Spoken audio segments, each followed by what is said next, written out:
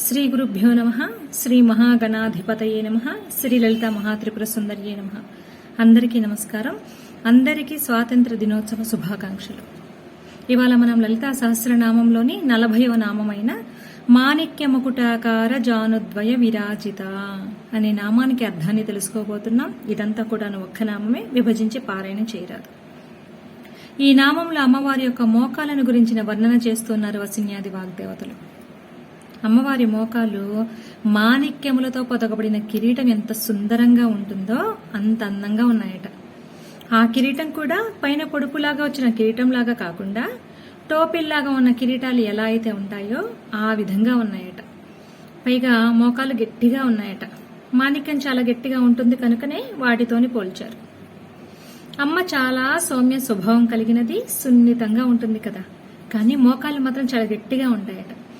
ఎందుకు అంటే చింతామణి గృహానికి పరమేశ్వరుడు వస్తూ ఉంటాడు కదా, ఆయన వచ్చిన ప్రతిసారి కూడా అమ్మ మోకాల మీద వంగి మరీ నమస్కారం చేస్తుంది కనుక మోకాలు అంత గట్టిగా అయిపోయాయట.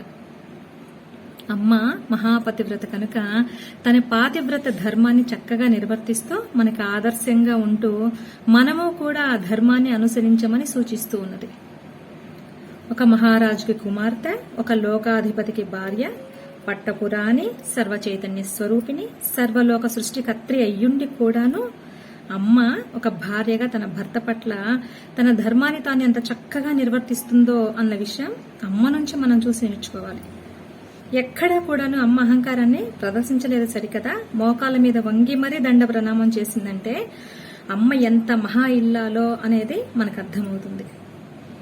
ఇంతకుముందు నామంలో చెప్పుకున్న ఊరుద్వయలాగా ఈ మోకాలని అంటే జానుద్వయ వీటిని కూడా వివరించలేకపోయారట వసిన్యాది వాగ్దేవతలు. వీటిని గురించి ఆ పరమేశ్వరుడికే పూర్తిగా తెలుసు అని తప్పుకున్నారట.